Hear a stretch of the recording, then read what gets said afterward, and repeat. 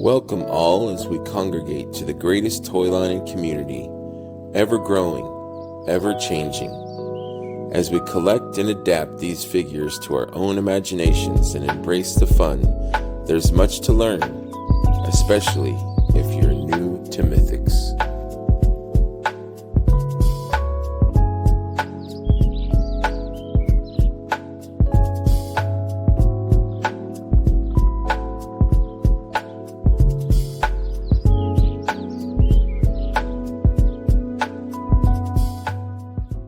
Hey everybody, and welcome to another. What are you eating, man?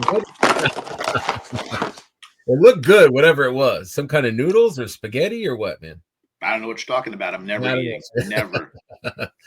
You would never be that unprofessional to eat while you're. I would never ever do such a thing. Never would I drink alcohol while I'm doing a show. Never. I don't blame you. I could go for a midweek sip of something delicious.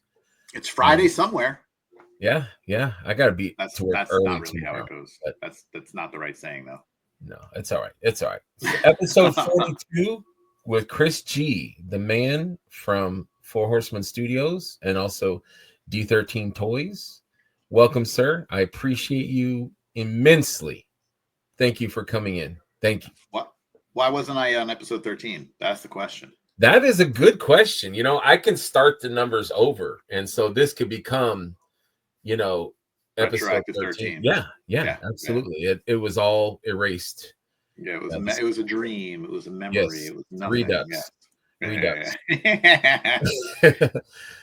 Thank you again for spending the time and coming in. Ever since I've known you, I've wanted to, and I have, like, at the cons, kind of picked your brain on the production aspect, just out of curiosity. It's just I always wonder, like, how it all works, and I think you guys have been even more transparent and forthcoming when it comes to the productivity and the shipping and all that stuff. I think that's really a rare thing for a company.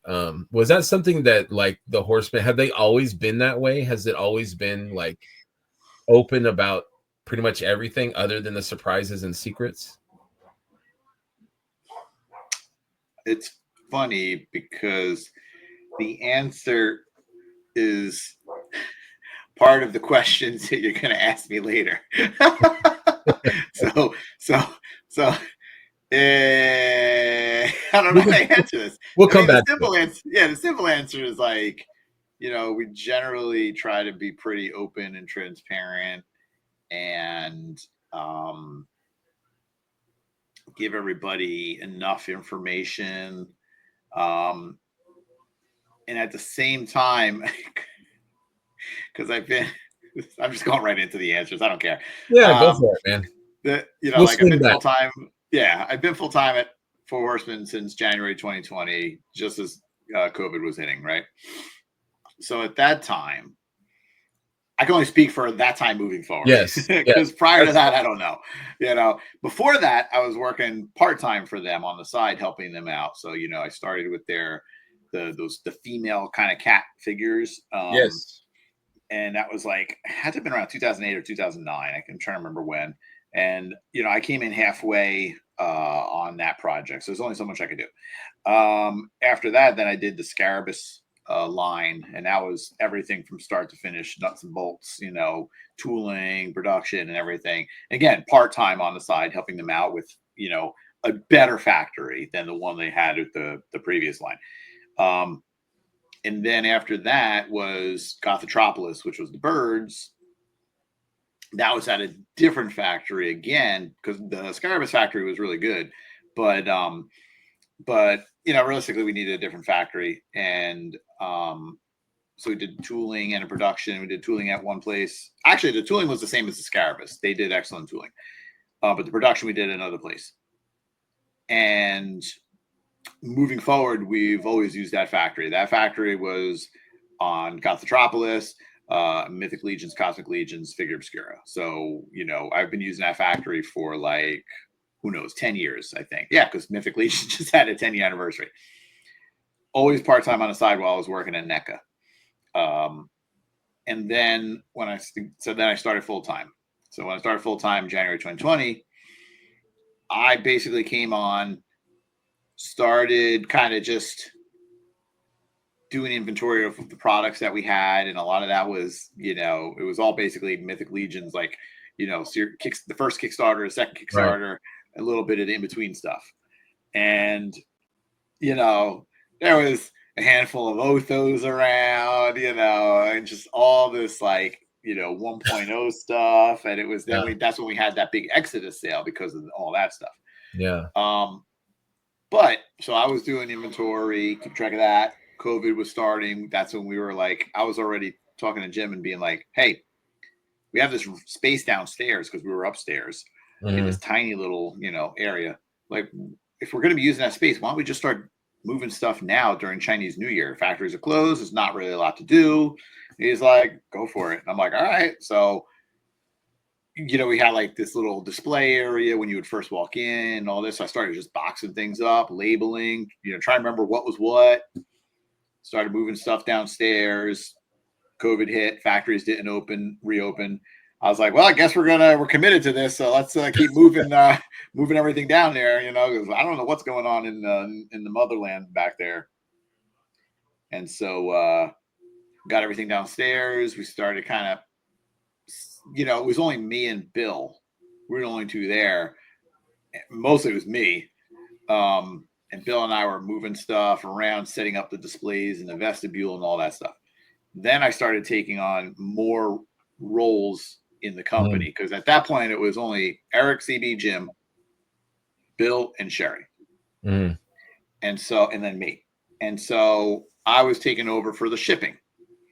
So when we're putting up the sales, I was doing these newsletters, which I don't know if you were around for those newsletters. They were goofy newsletters where I was very badly photoshopping myself into different things, like Gone in 60 Seconds, and it was Nicolas Cage, and my face was photoshopped on, doing his expression, or I think it was maybe from 300. I think I did, or all these goofy ass things, because we started doing sales while people were home doing nothing because we were in lockdown. Yeah. So I was doing newsletters. I was doing the store somehow. I was doing the shipping. I was doing the processing and the physical shipping. I was doing customer service emails. Then I started doing retailers. I was doing everything. And I was at work 10, 12 hours a bunch of days. And I didn't care because I loved it. Yeah. I was just eating it up. At the time with COVID, was there stuff for you guys to sell? Was there things that had been produced? Or was it kind of in advance? It's coming. No, you know what? I'm trying to think of where we were at with that. Because that was, then Arathier was sort of coming. And it was delayed because of COVID. Because of the tooling. So, I mean, we had the stuff that we had stock from before. It wasn't a lot. And it's funny. I just found a video that I wish I thought about it. I would have been more than happy to show it here. But it was basically me walking through the studio. And the studio, everything was just kind of newly moved in and whatnot. And were you at the studio this year? Yes, intern. Okay, so you remember the back room, kind of the back right where Brad was doing the photography? Yeah. That room was the old storage room. That room was filled almost to capacity. That was our inventory. That's all we had. Okay. Now compare that to the warehouse that's now full. Okay. Yeah. That back room was all me, and I had it stacked like a tight little library where it was rows, and you can go in and go between two stacks. You know what I mean? So you had two stacks. You can either go on this side or this side, and pull out a case. And that's what I was doing. And so that's all we had. And the video shows that. It shows the different rooms where we're all bare walls. It was crazy. Yeah. It was an awesome video, and I need to show it. And I wish I had thought about that. Love to see that. Maybe you could have it on your forest show. one day. Yeah, I'll have But to figure out where it was again because I don't remember. But yeah, but so during that time, this all comes back to the question. yes. Again, I was doing customer service. I was doing newsletters, updates, store, the whole nine. And I was always of the mindset of really kind of, trying to be open Mm-hmm. to everything that's going on because now we're going through COVID and all this other stuff, And they were good with it too. And I would run things by them and say, hey, this is what I want to do. This is what I want to do. Little information in the newsletters and this and the other thing. And they were totally down with it. And they were of the same mindset of being open, because a lot of toy companies are very closed. Oh man. Yeah. Trying to get information, whatever. And people are asking questions, and it's a little easier putting out a newsletter update versus replying to individual people. Right. Right. Yeah. So I'd be very political about my information, but I would also keep secrets, which people began to, realize there's always secrets. And the biggest one being like Krampus when we first did Krampus,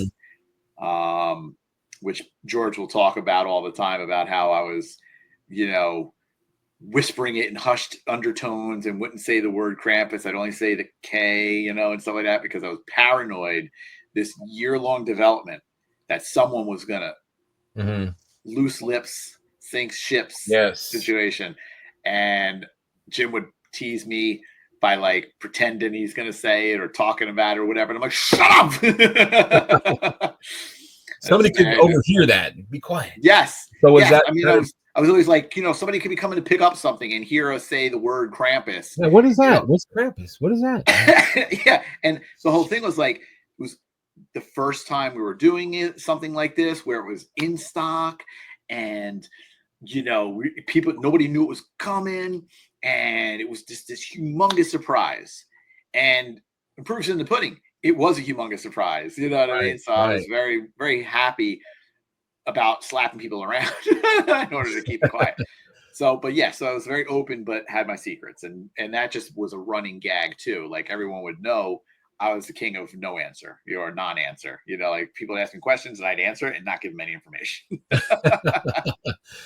Wow. So that was kind of the beginning. That was like the first official secret. You guys planned that for Figure Obscura to kind of like, boom, it's in stock. Here you go. Yeah. Like, wow. That's for and and at that time it was like, what were the new parts? The head, the fur, the like the basket and the sticks and like the little accessories, but like it was minimal. I think it was like maybe 2 tools worth of stuff, you know what I mean? So a couple of molds here, a couple of molds there.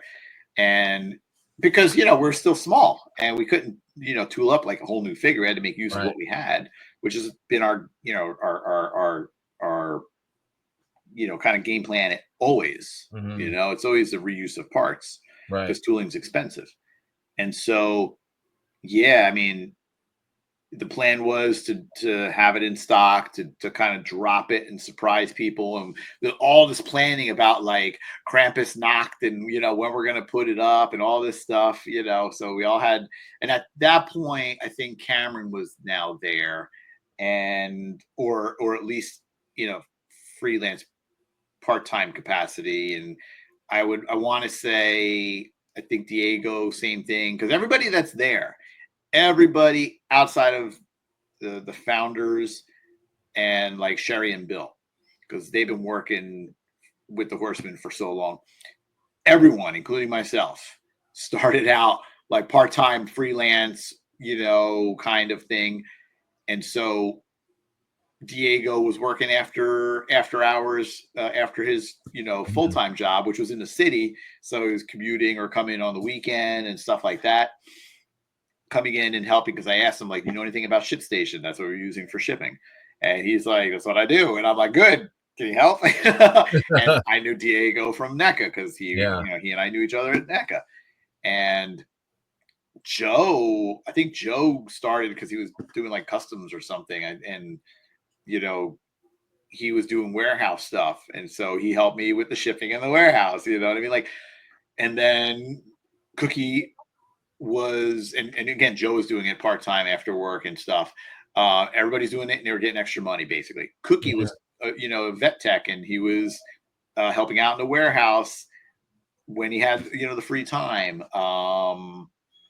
Trying to think of who else is there, but everyone started out that way, and the majority of these people are there because of me, which I love. Like, I love it because I got Diego in because Diego and I had worked together. Diego got Adam in, and Diego and Adam and I had all worked together, and Diego and Adam had a relationship, of a work relationship from the past, and and then like, with like Joe and like Cookie and stuff like that, I would talk with the bosses and be like, look, I mean, they're killing it. I think, we could really use them in a full-time capacity, because it's hard when you're working after your full-time job. You know what I mean? Yeah. Well, they're all there because they're enjoying it. Yeah. We all enjoy it. We all love our jobs, our work, our careers now. You know what I mean? Like, it's evident for sure. Like, that you guys really enjoy being there and have a passion for what you guys are doing. It's obvious. Absolutely. And you guys seem like you have fun too. You go to Red Robin's and and do stuff together. But I was just telling Cornboy that you guys just seem so tight as as a workplace. But I think it shows in the production and the toys and like everything you guys do. You really seem to enjoy it, or you find joy in it. You know what I mean? Like you and your secrets and your show that you do, and like you enjoy the interaction and you make it fun. Yeah. I mean, we're making toys, number one. I think the good thing, or maybe one of the best things about Four Horsemen versus every other toy company is it's our own IP. It is a pain dealing with licensed properties. It's a pain to the wallet. It's a pain to the development. It's a pain to the production. Like, it is a pain. And to not have to deal with that, like, for example, retailer exclusive Jacob Marley was supposed to glow in the dark. Apparently, I don't know anything about this, but it was supposed to glow in the dark somehow, and it didn't. And we were forthright and upfront about it. It happened. There's nothing that you could do at that point. It happened, and if you're not happy, no problem. We've always been of that mindset. If you don't want it, you don't have to buy it. You know what I mean? Like, we're sorry. It was a mistake. There's nothing we can do about it. If you're not happy, refund, no problem. You know what I mean? And there was so little refunds. I think you guys' fan base is so enamored in love with the line, just not because it's just but because it's so well done. Like, I can't complain about that Marley. So what if it doesn't glow in the dark? I don't care. It's a beautiful and amazing figure. Like, I bought it and gave it to my fiance to give it to me for Christmas. So I don't care. And that is just a testament. Like, people, I mean, if people are going to complain about the glow in the dark, get over it. It's a beautiful figure. It's wonderful. I want to go back a minute to you're saying that everyone was part-time and you were part-time, and I don't mean to be negative, but was there ever a time when you were kind of like, oh crap, like, are we going to make it? Like, should I be looking for something else? Is the toy industry different, like where you can find a job like the next day kind of thing, or like were you kind of sweating a little bit?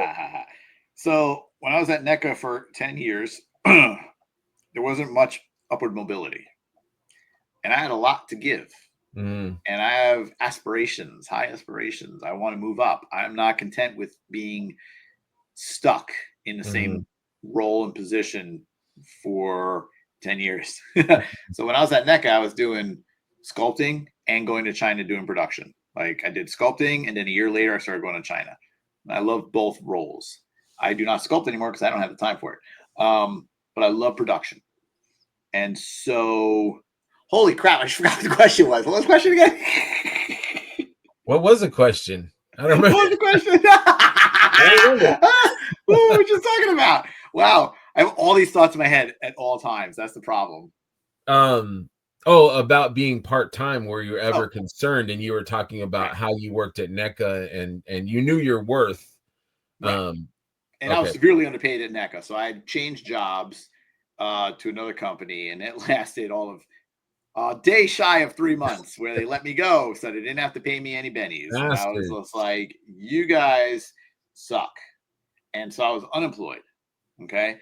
That was in the summer of 2017. Mm-hmm.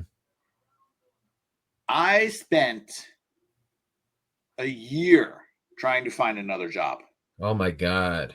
10 years of experience, both sculpting and China production, which is huge. Yeah. Okay. And I could not find a job. There are limited opportunities in the toy industry, especially for the companies that are already established. Mm-hmm. And McFarlane was garbage at that point. They were almost gone. So there was nothing there. You know what I mean?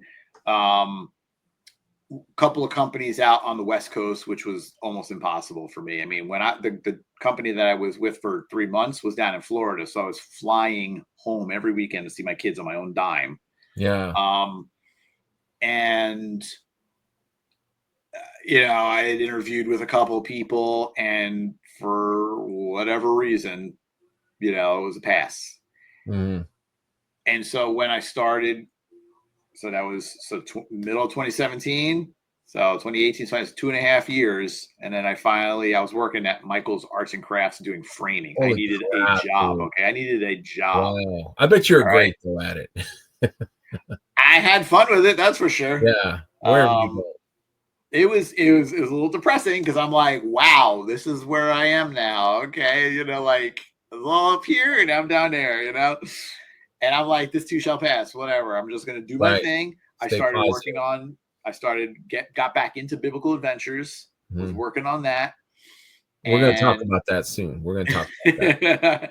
And then started at, Four Horsemen. When I started at Four Horsemen, I was literally like, I've told you guys so many times in the past, this is where I want to be. This is where I want to be. That's it.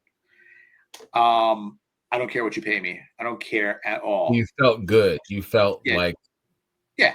I was like, just give me a job. Just hire me full time and pay me whatever you want to pay me. I don't care. Mm-hmm. And it was still a small company at that point. They could barely afford to hire another person because, small company is a small company.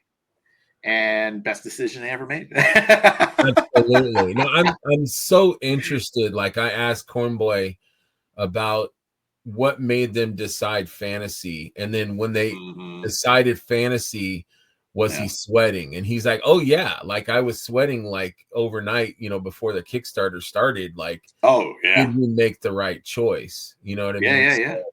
And it's funny with the Kickstarter because they were always talking about that. Like while the Kickstarter is going on, you start off strong, then you have like 25 days of just, and then the last 2 days, right? And I kept telling them like, stop it. You're worrying for nothing. Trust me. It's awesome. This is an awesome line, whatever. And I had convinced them not to do 4-inch because they wanted to do like that Glyos 4-inch. Yeah. He said that they were on the fence about, the scale. The tooling cost was basically the same. So it was like, go big, what I mean? And great decision for them to do. And Kickstarter ended and it was phenomenal, like crazy money. Second Kickstarter, even more, So it was great. I mean, there was a lot of characters, but they made a lot of money on that, and that helped kind of get the fever going. You know what I mean? Mm-hmm. So during COVID, it's interesting because yes, it's worrisome because you have no clue what's going to happen because shutdown, people aren't working, not making money. It's a scary time. Yeah, like people are going to the hospital, comas, dying. I mean, it's crazy. but this provided a fantastical kind of outlet and get your mind off of the troubles. Yes. Yes. And we every year just kept growing and growing and growing. So it was never, for the 5 years that I was there was never a period of worry. The five Mhm. years prior, with the first 5 years of Mythic Legions, again, a little up and down because the Kickstarter was great, and then we had like the 1.5 and a 1.75 line, which they did, fine. Its second Kickstarter did great, so it was kind of a little up and down, but it was still strong enough. Yeah. So yeah, there was a little worry, but I think in the second 5 years, it was definitely, amazing. And then now with things sort of getting back to normal, the high has dropped off a little. We've hit that peak, and now it's leveling out. And it's a matter of finding what is going to do well and what we enjoy and what people will enjoy. Like Figura kind of came out of nowhere, Yeah. and people respond very strongly to Figura. And I think it appeals to not just the fantasy people. yeah, Like my fiance likes the Christmas stuff. So, Father Christmas, Krampus, Ghosts, the Marley and that stuff yeah, interests her, and she doesn't really care about, right, Magnus or, yeah, Ragnar or something. But so yeah. I And think then like that's a smart. same thing even with the skeletons. Mm. That can fit in anywhere.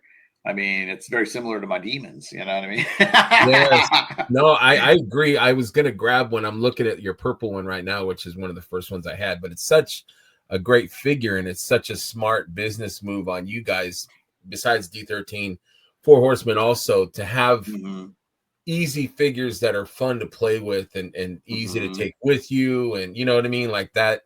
I think that's a smart business move. I don't know anything about business, but it just seems like that would be smart, like, Yeah, and but it's hard because you have no idea what's going to happen. If you could predict the future, hey man, that'd be awesome. But You'd, nobody can predict you'd the be future. yeah, you'd be a super duper billionaire, I guess. Yeah. And so, Um, like, there's always tons of discussion going on. Always. We are always going over ideas, mhm, how people may react to them, how it will affect other lines that we're doing, like trying not to over inundate people and trying not to have a dead space either. There's a lot mhm. of things like that. And coming up with new ideas like Figura has been, like I said, it's been phenomenal. And it Yeah. fills it feels like nice gaps. And Mhm, then, then excuse me, and then there's also, holiday stuff. So it works on different levels. mhm. But, again, it's one of those things where it's like, you got to try it Right. It's and kind of like a hope. symphony with different notes. It's like some notes Mm-hmm. are going to be people are going to enjoy, other notes somebody else might enjoy. It's Yeah. it's a variety and a myriad of flavors that Mm-hmm. some people will like and some people may pass on. But Mm-hmm. as long as it keeps going and people get that. So do you guys, and I don't want to go to business because it's none of my business, but I get curious, like, do you guys look at like, okay, this figure sold good, this figure didn't sell Mm-hmm. good? Like, what do you analyze? Like, what sells better than others? And then does that like change your, maybe the future of, it's like, oh, Ragnar didn't sell very good, so we won't do a Ragnar 2. Like, I mean, that's kind of an obvious thing, but do you guys look that closely at what sells? Any business is always going to do that. Mm. Like even for D13, like I'm like, all right, those sold really well, those not so well. And it's hard to know why. Obviously the main reason is, well, more people like this one. Okay, or they had to choose between a few and they went with those. Those are the majority. Um, but then you got something like Otho, who was a very low seller and is now worth hundreds and hundreds of dollars, Right. because people are stupid.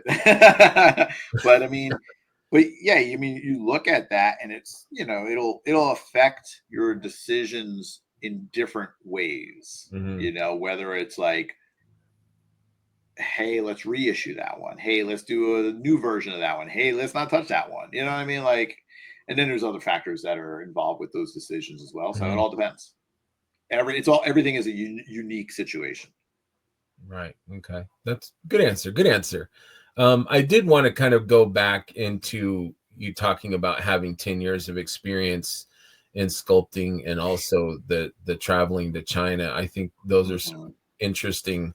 So I'm wondering, you know, if you want to talk about like what you collected as a kid and then maybe how that progressed into your adulthood and like when did you decide I want to be part of the toy industry?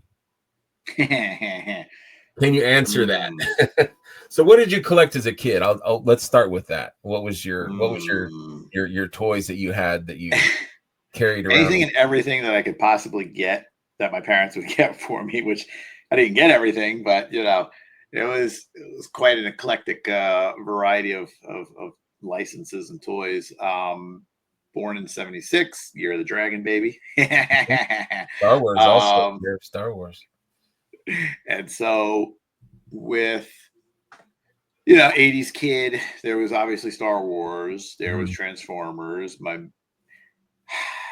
It's hard to say what was bigger for me between Star Wars and GI Joe, but I think I played more with GI Joe figures. Okay. Well, You well, collect well. classified now, don't you? That's where it comes from. But yeah, I was playing with GI Joes well into like, wow, right before high school, probably. Really?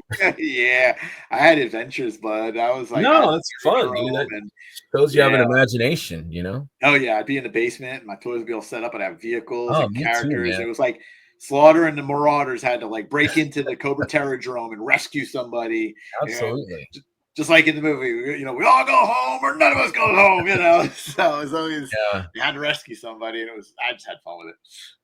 Yeah, absolutely. But I There's mean, nothing wrong with that. I did the same thing. I had scenarios like I would go in my backyard and get like the water hose and I'd have kind of like a swamp thing and my Luke would get kind of caught up in the and and He-Man would rescue him and it was just a crazy. I remember one time I was in my front yard and I was playing. I was kind of on the ground, and for me, when I was playing, it was very visual, like yeah. slow motion stuff or anything that I saw in a movie that I thought was cool.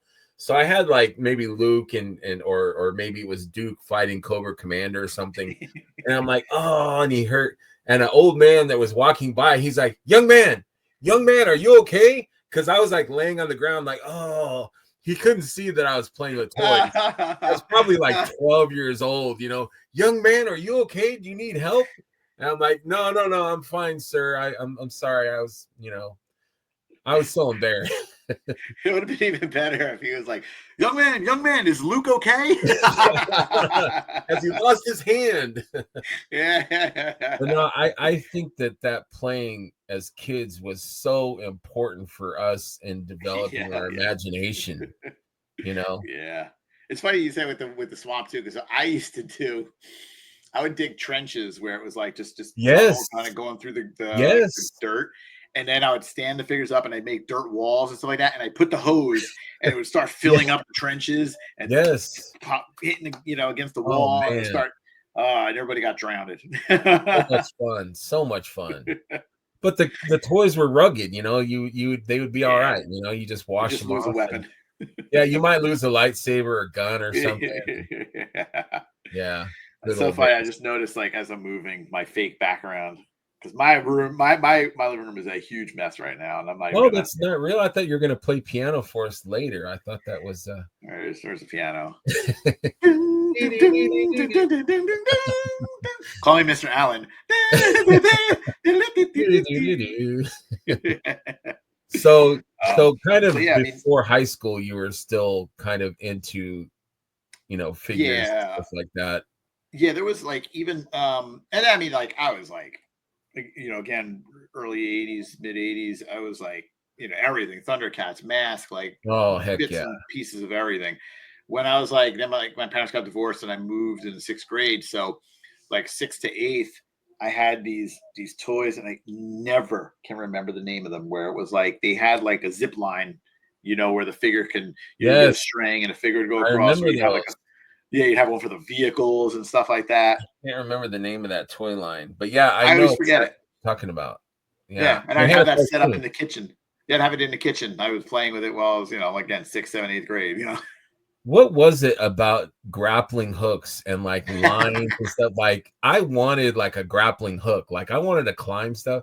I was a fat kid. I couldn't climb anything, but I wanted to be able to. You know what I mean? I'm Yeah, like, yeah. I want a grappling hook. That's Yep, yep. I was a husky kid. Sitting around playing with toys all day. absolutely. You're feeding your imagination and Oh yourself. yeah. And your Yeah, yeah. Yeah. I mean, so all that, I mean, I'm just trying to think, because I've been drawing my whole life as far as I can remember. And my 2 girls are both artists. My younger one is an amazing artist. Actually, your like, kids are adorable, by the way. thank you. I love I love when you bring your kids to the shows. They're nuts. So, like, my 8-year-old, of course, this is not going to show. What the hell? Oh You know no! what? Oh wait, I see it. I Hold see on. it. Wait. Let me see. Let me see if I can do this. You're No gonna one pay attention to Chris's house. Just turning off the background. Hold on one okay. second. Back to Boing! reality. That's not so bad. You know what? Man, it's I'm, not I'm bad. gonna keep it. I'm gonna keep it. Anyway. Whatever. All right. So she like did this. Did she draw that? She did a still life of looking at the box on Wow. the table with a piece of paper with the crayon drawing on the paper. That is so Okay. imaginative. And like, I'm just trying to see what I'm doing, but like the way she colored it, it almost looks like a watercolor. And I was just like, and she just did this in the course of That's insane. an hour, and I'm like, dude, that is so freaking cool. It is cool. And then she did like this, just complete Wow. imagination, and it makes me feel like the '80s, like she was born in the '80s. It does look like a Saved by the Bell. yes. Yeah. And Absolutely. so like, and I think my older one is a pretty good artist, but my younger one is insane. I think she's a natural. Like she blows my mind with the stuff she does. So with me growing up and always drawing, and then seeing them do it is like, to me, is just freaking awesome. Yeah. And at one point, so then when I was in like high school, towards the end of high school, and then right after high school, my friend and I, like I had 2 friends and 3 of us were all artists. We didn't pass notes to each other in class. We passed drawings to each other in class, trying to make each other laugh, and, and so he and I were continuing drawing. And then I was working at a toy/comic shop, a small one. And the owner had gotten me to do like take an animated Batman and turn it into an animated Space Ghost. Mm-hmm. So that was my first ever custom, probably around mid '90s, I want to say. And it was interesting, and I was trying to figure it all out. But that's what got me like sculpting.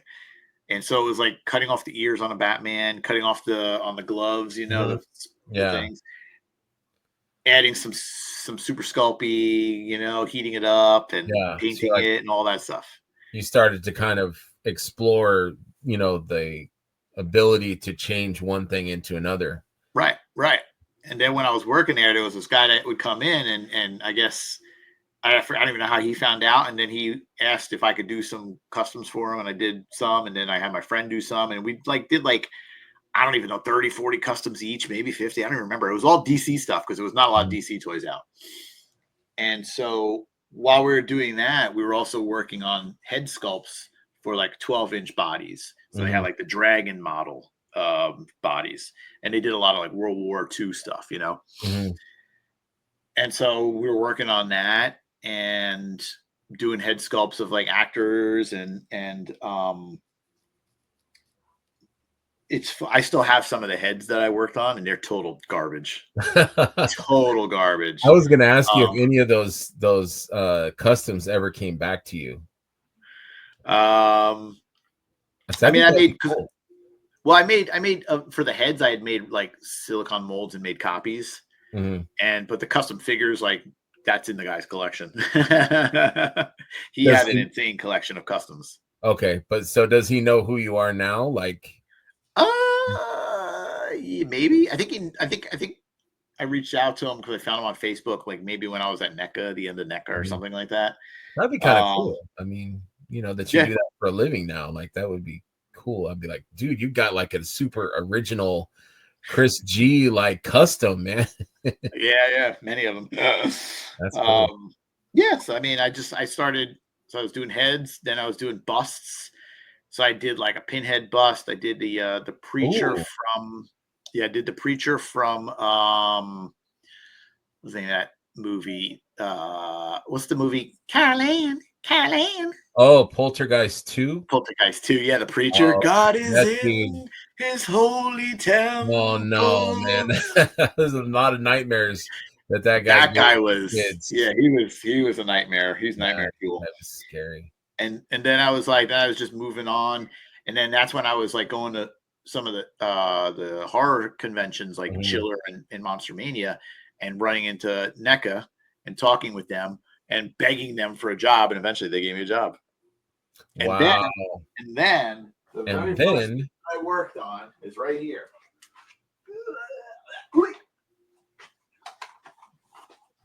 Just so happens to be right here. Oh yeah, I remember that figure. Oh, the kid with the yellow eyes. Yes. Yeah. And autographed. Yeah, he just came to Detroit not too long ago. Oh, dude, that's too bad because you could have gone up to him and said, "Hey, I know Chris from NECA," and he would have been like, "Oh, I love Chris. Oh, he's my favorite." Next time, I will. Yep. Because like basically, I met him years and years later. And I hear he's a nice dude. Oh, totally. I was like, yeah, where I did the sculpting. And he's like, I love that thing. He's like, it is so amazing. I love it so much. Blah blah blah blah. And he signed it and all that stuff. And he gave me his number. You know what I mean? Like, so I had his phone number. And when I went out to California, when I was looking for a job because he lives in Cali, we got together and hung out for a little bit and everything. And then when they were out here, they were doing a convention with like a bunch of the people from the movie, minus Ralphie, of course. And he got me in and he brought me over and he's like, hey guys, I want to introduce you to my my friend Chris. He's from NECA, and they had some bad blow at NECA. And he's like, don't worry, he's one of the good ones. And so they all signed my. Oh, that's rad, dude. Yeah. Oh, that's so cool. Wow. So it was like Grover and Flick and Scott Farkas and somebody else was there. Oh, the Randy, the little brother. So yeah. It was cool. It was cool. Not a finger. That had to be like so like a dream though, to be hired by NECA. You know what I mean? Yeah. Even if it's like, I'll do the mail room, like whatever you need, I'll sweep whatever, Yeah. I mean, it was interesting because when I did get hired, like I wanted to sculpt, and doing that as my first figure, and honestly, it's one of the ones I'm the most proud of, which is crazy considering it was my first. That sculpt is great though, dude. That is a great. Look at that shirt. Surprise! Thank you. Wait. Let me get a picture of that. I needed a reason to get up anyway, so. Yes. Smurf. Thank you. Yeah, I remember seeing that figure. I like at a Suncoast in California, and I was like, that is a damn fine likeness. So that's cool, man. When we did that too. Well done. Thank you. When we did that, it was well,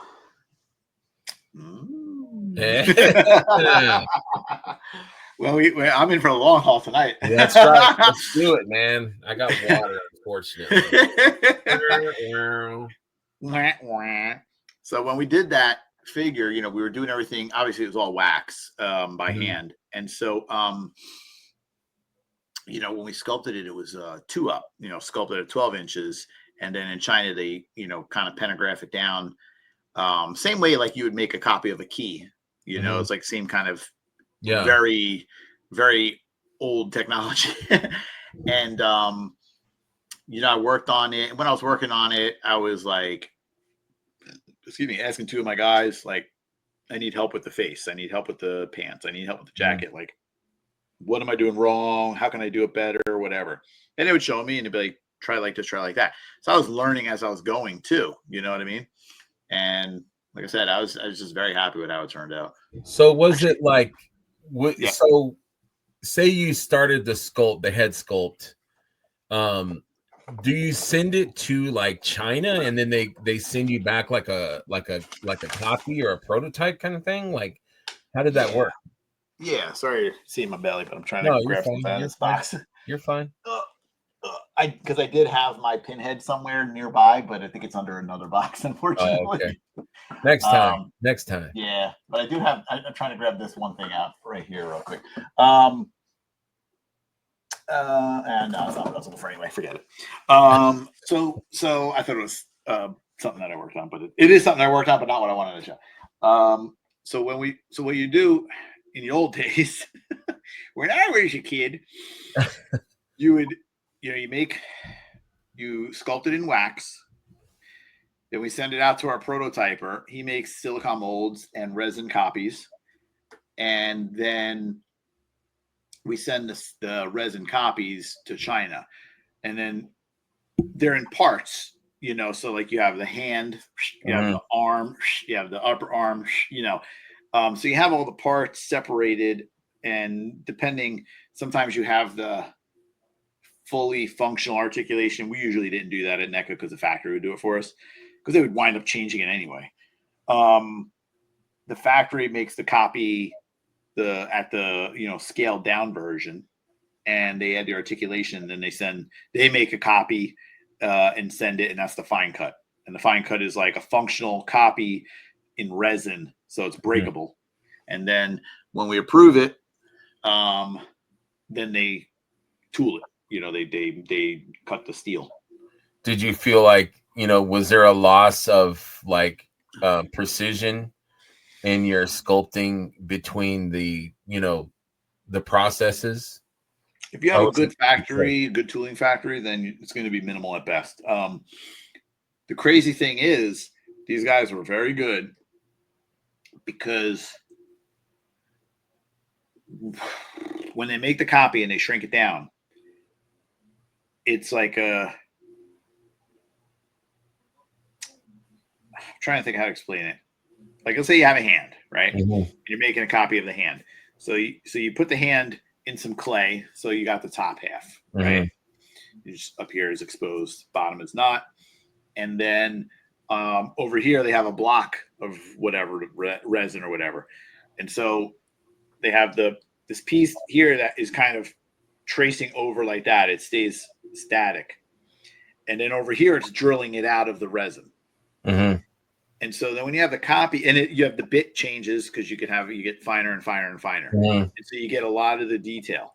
But then, you know, you may not have all the detail of, like, you know, the tendon and stuff like that, or the knuckle wrinkles. So the factory workers are very highly skilled, and they go in and start adding in all that detail. So they're basically like resculpting it. They do a phenomenal job. That's insane. So did working with NECA, that started your relationship with, you know, dealing with China and the factories over there? Yeah, I mean, like I said, for the first year I was sculpting, and then I just kind of talked my way into going to China, because I wanted to learn. I love watching the show How It's Made, where they show how. Yes, I love those, man. I love those. So I had this fascination, and going there was crazy.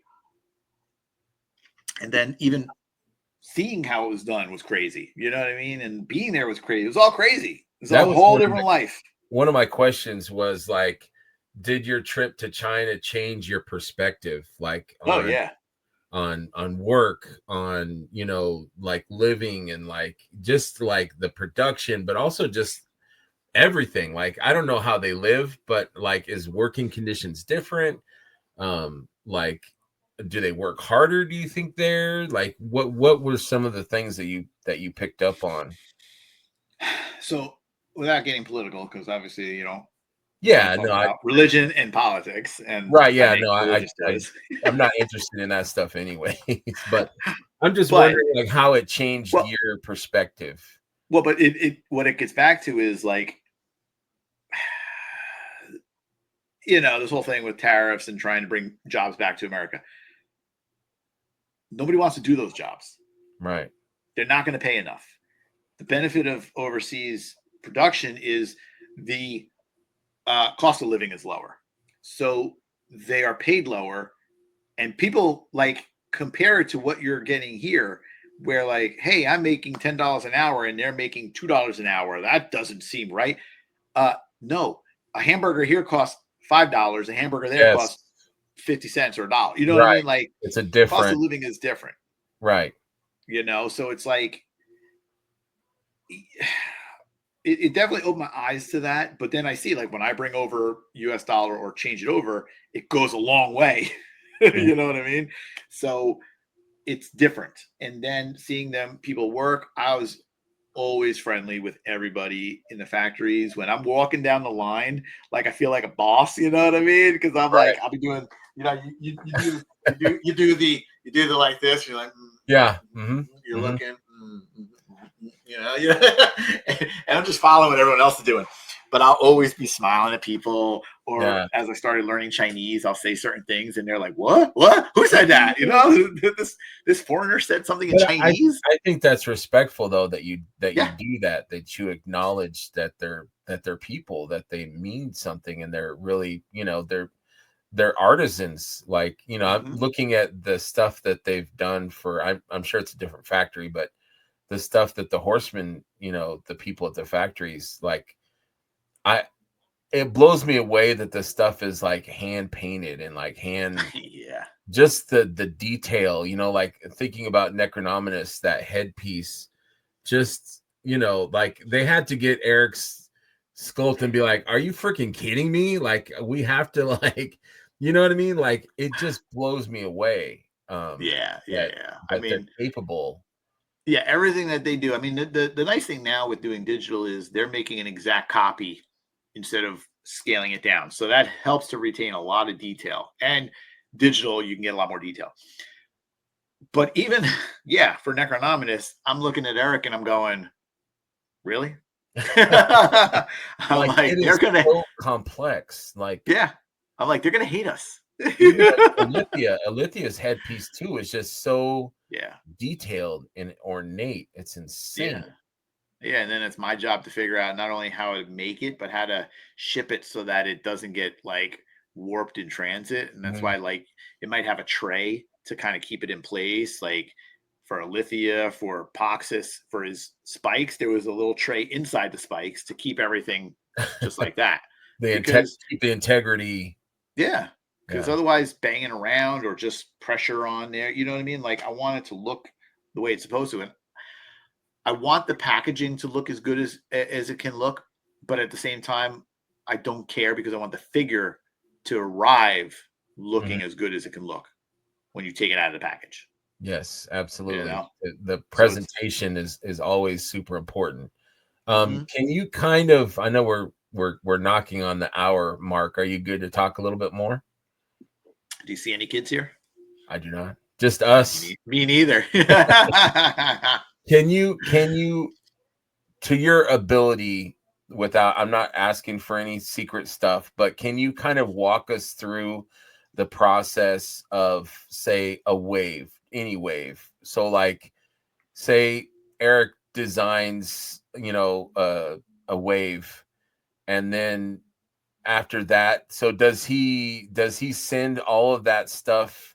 Do you print it there first, like a prototype kind of thing, or do you and then do you like email it to the factory and then they like 3D print it there? Like I have no idea what I'm talking about. Help me out here, man. All right. How does it So work? If you can tell me, how does it work? Unless it's a secret. no, I mean it's like it's similar and different when it's a wave versus like a figure or where it's a single figure. Um, Eric's working on it. A lot of times there's discussions first, obviously, to determine what we're going to do. When it comes to the waves, there's a story. So the story is already there for the most part, and Mhm. it's a matter of fleshing it out, which, is something he's been doing for years anyway. Um, Figuring out which factions are going to work for that specific series. Obviously something like knights and skeletons makes sense, elves and vampires, like it makes sense to have them, Right. in the same wave. And then, Eric will have been sculpting on things for a while anyway. And, then there'll be times where Eric will, he'll like, it's a group process where, George is involved, Jeremy's involved, I'm involved for different, Mhm. reasons. Like Jeremy's helping with the story. George is working on the project management side. I'm working on the production side. And he'll ask, he may show me something, how something's coming along, or we talk about, how something will be tooled and produced or whatever. Um, and then eventually at some point, George or now Dan will get files to start printing. And we may print ahead just to see how the size looks or how the detail Mhm. looks or whatever. Then you'll start printing more parts. Then before you know it, you have a full figure, and people are cleaning up the parts. And then we're putting them together, seeing how everything looks, and they start painting it. Usually at some point, uh, I'll be like, "Oh, what's that? Oh, this is the figure for that," and I'm like, really? Like, the one thing that killed me was that skeleton snake in the Necronominus with Belualith. Like, Mhm. I'm like, that's not going to ever work the way you want it to, right?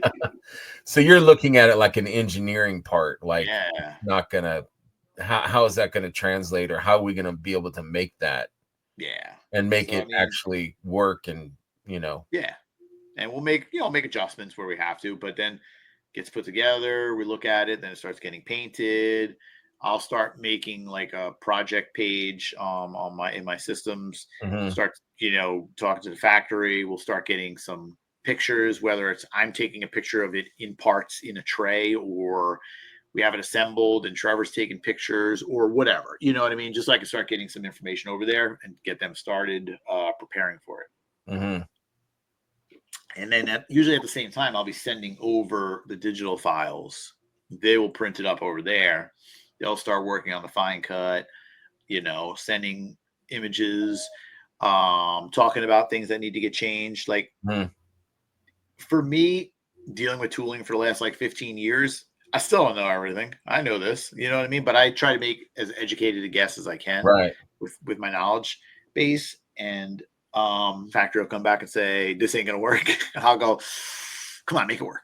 you know, and Work I your try and work, magic. Work your yeah, magic. yeah. And I try and work with them to make it work. We make adjustments where we have to. I mean, it is what it is. Um, we go over tooling. I go over the layout of the tools and be like, no, put these parts with these parts, because like we're going to use a lot of this again later. This we're not going to use, so it's pointless to have it mixed, Mhm. things like that. And then eventually they print up the fine cuts, they send it to us. We look at the details, we send it back. They start tooling it. Then they have injection samples. They send that over. We try to check all the fits of everything, all the parts, the hands, elbows, shoulders, knees, heads, waist, toes, everything. And then eventually it goes into, then we'll get like paint samples and we'll go over that and then make comments. And then eventually it goes into production. So is that like, is it one figure at a time?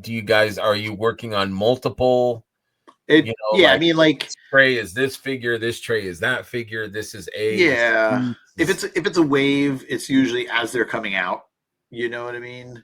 And it depends on how much new tooling too, because if it's like a little bit, then you can have a couple different figures all kind of coming out together. Mhm. And then it also depends on who's available to paint and who's painting what and whatever. Um, So is that so like it's the just project manager's job to kind of, Yeah, Carrie, you do this, Cameron this, or yeah, Joe or whatever. All right. Yeah, I'm gonna have to pause this for 1 second because Kara's calling me. I gotta say goodnight to Kara. Pausing. Yes, Schmurger Burger can hear you. and now he's recording it so that everyone can hear you. What? You're on speaker, buddy. Say hi. Say hi. Hello. Hello. Okay, so you're in a dress to impress round, okay, and then you're gonna tell me It's only like 2 minutes. Only 2 minutes. Perfect. How long can you? It's fine. I hate my outfit. I'll just leave. Okay. All right. Give me the news. Give me the weather report. Tell everybody what the weather report is going to be for tomorrow. For what? Where? New York. New York? Sure. Everyone can hear what I have to hear every night from you.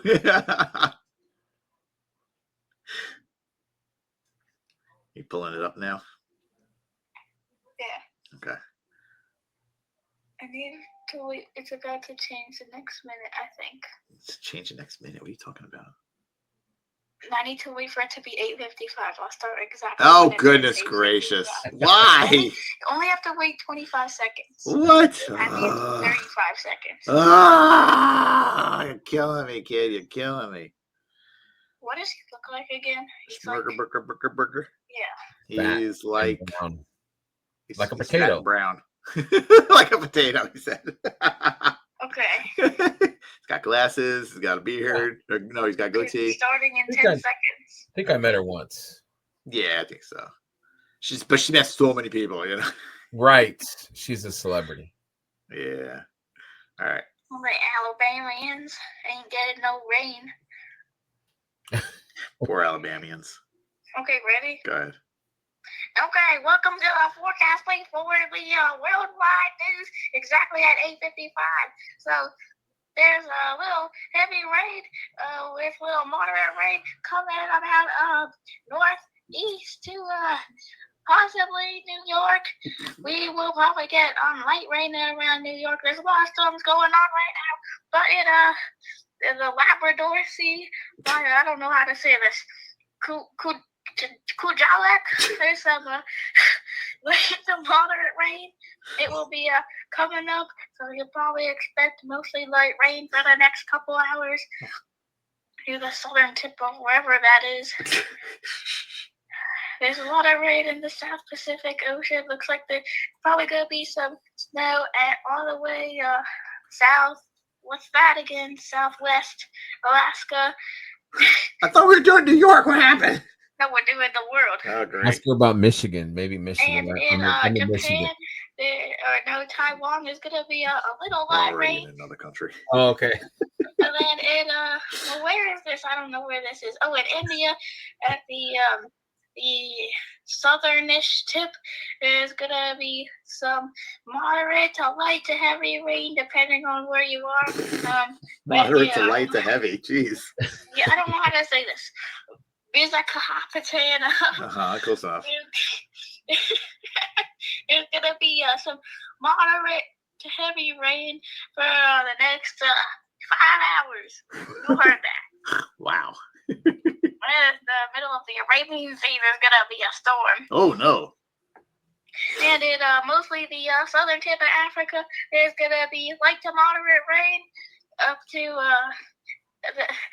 Nairobi. Yeah, Nairobi.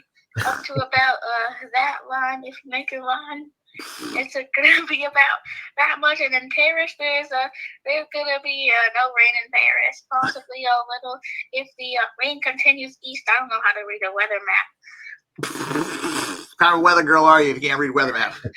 And then there's gonna be a little rain in Florida, just the eastern end.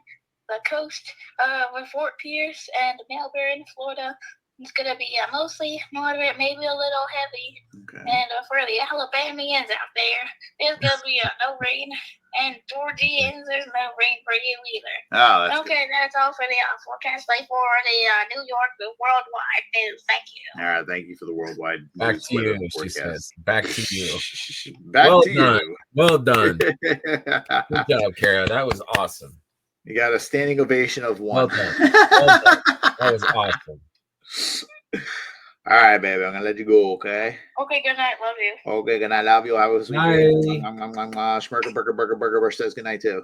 Good night. Does he? Yes, I he don't does. hear anything. That's because he's like, I got a headphone in my ear.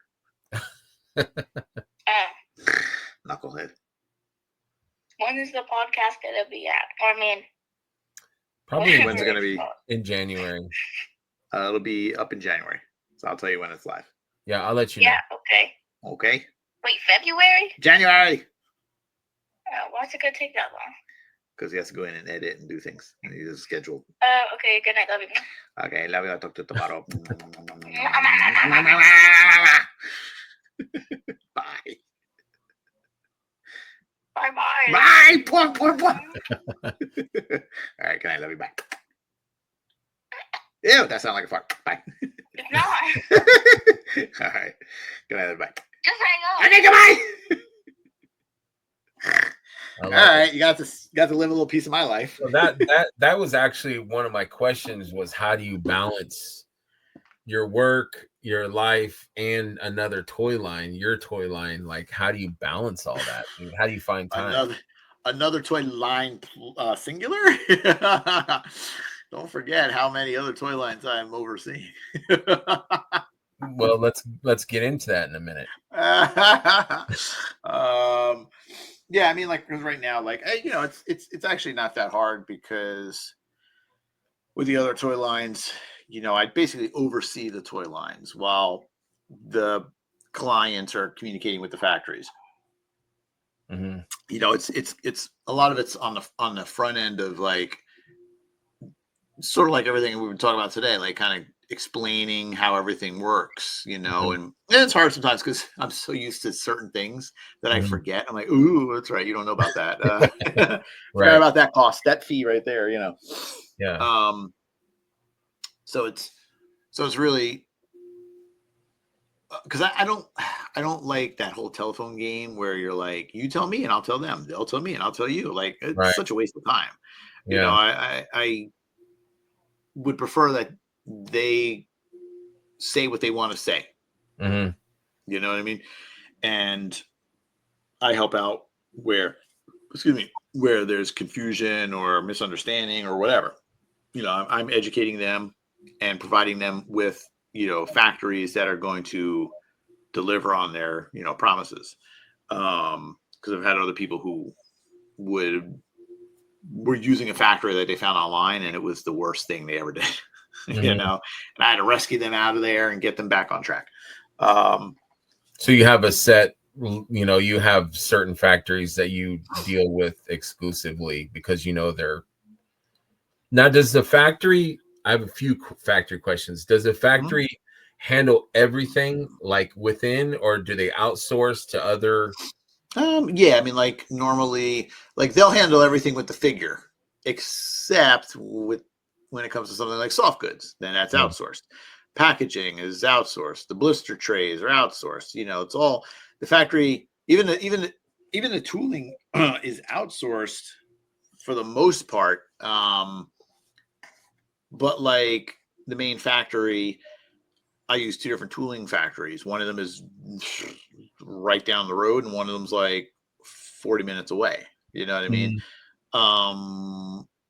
And then the soft goods is pretty nearby as well. The packaging and blister trays, I don't even know where those are. They're not that far, but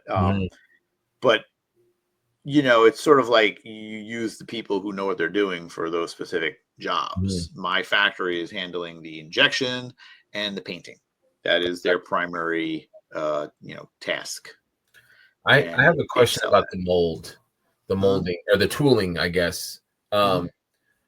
So say Magnus, I'll just go back to Magnus. So, Magnus is figured out. You've got all the parts and all that. So with the tooling, do they kind of put all the pieces, or I guess it's built in pieces, right? The figure. So like, what was I going to ask on that? So, okay. So the tooling, so say, for that figure, do they make one at a time, or is it just like, I guess it would be in pieces though, it wouldn't be made all together. So I guess For the production or the tooling? for the production. So, well, I guess my question Like is when you have the tool, right? You're going to have multiple tools. Like one figure could span 5 tools, you know, or more. You could have one tool that literally is like 7 pairs of hands, like all different, you know, styles hands. You know, you got fists, you got grip where it's up and down, grip where it's in and out, you know, or pistol, I should say. And then grip would be, you know, kind of, you know, holding like a sword, and you have up and down, in and out, and you have kind of relaxed and expressive. So, I mean, you got like 6, 7 pairs of hands right there. So say like a head sculpt. And then a head sculpt, you could have like 4 to 6 heads in a tool. Depends on the complexity of the head. You know what I mean? So are you making one at a time? So say like one Magnus head at a time. So like you have tooling for one head sculpt. So I know you said you had multiple, say there's 4. I'm trying to visualize. So you have 4 in this tooling die thing, and it injects. So do you just make one tooling for a head sculpt? Yeah. I mean, like if you have the big block is the tool, and the little ones inside are the molds. So you would have, let's say you have 6 molds, right? So you have 6 different heads. You have, you know, Magnus and Alithia and Varg and whatever, 3 others, all individual, one, you know, different ones. So that tooling block will get injected. All 6 heads are injected, pop out, they take it out, cut each one off, you know, separate them. So the cycle could be like a minute, let's just say on average, you know, where it's like close the door, the tool closes, it's injected, it cools down, it opens up, they take it out, separate it, close the door, starts again. That's a minute. So let's say you get 1 head every minute. So you're going to get 60 heads in an hour, you know. And then you'll have a big basket of 6 different baskets of 6 different heads. Then those heads, you know, they get like all the Magnus heads start getting piled up over here, you know, over the course of however many days for injecting, however many they need. And then on the production line, then you have everything separated out. So you have like one guy who's doing one part of one piece. So like Magnus has a mustache and a beard. So let's just say mustache and beard, right? You may have one guy painting this side of the beard and mustache and then putting it down on this side so that it dries. And that's all he's doing. And as it's drying, all day long. And as it's drying, then the next guy takes it and paints this side and puts it down over on this side so that this side dries, because this side's dry already. You know, so you got hair. You got, you know, first of all, you got the base coat of skin. Then you got the hair. Then you got the beard and mustache. Then you got the whites of the eyes, the black around the eyes, the whatever color his eyes are, irises, the pupils. You know, like everybody's doing one specific thing.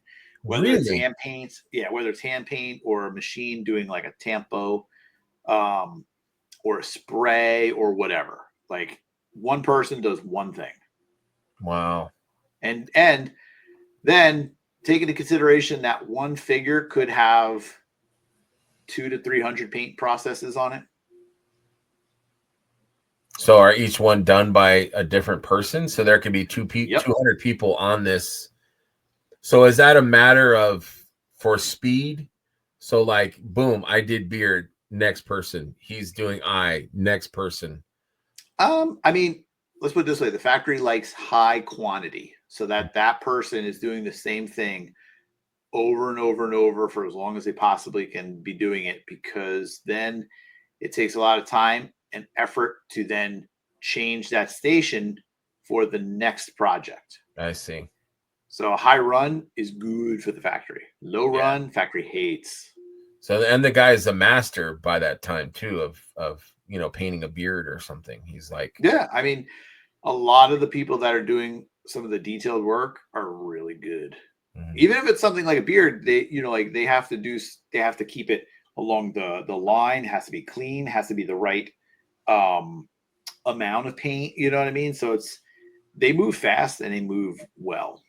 so do they have like a picture on their cubicle or whatever this is Usually the they'll have a master? sample piece. They'll have a sample piece, like a Okay. physical piece. So they'll know like it's a fully painted head, but they'll know like I'm doing this part. And so that's what it has to look like.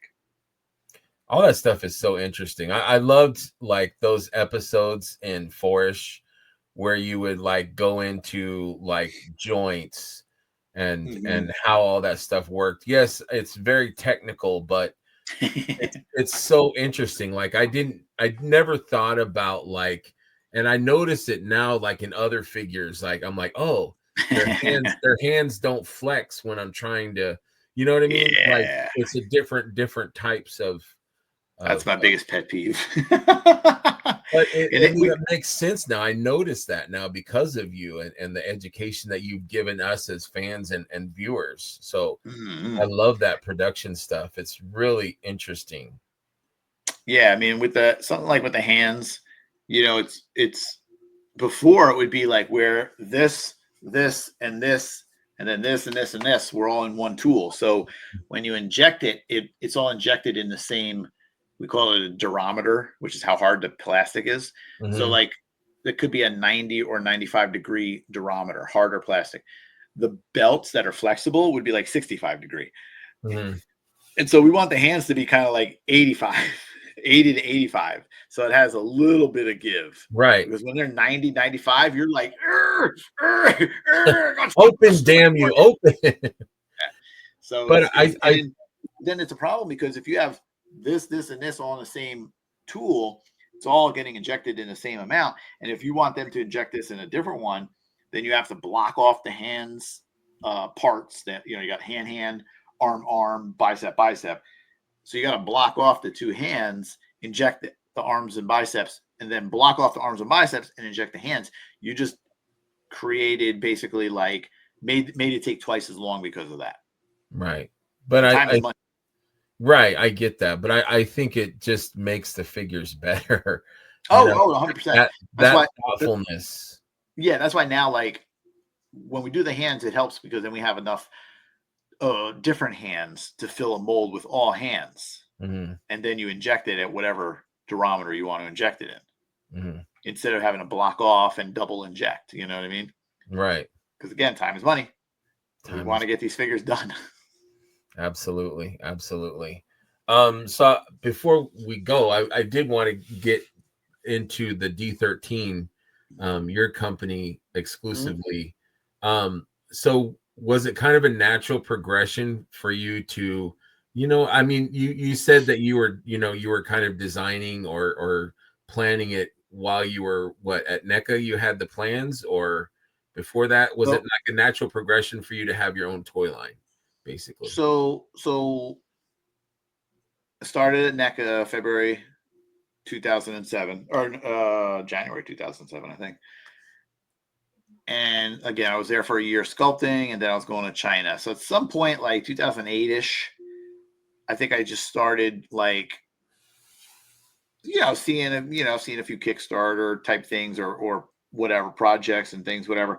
And thinking to myself, like, why can't I do my own toys? And then I started kind of thinking about like, well, what's out there? What's something that hasn't been done? And, I sort of came up with the idea for the Biblical Adventures, and it had no name at that point.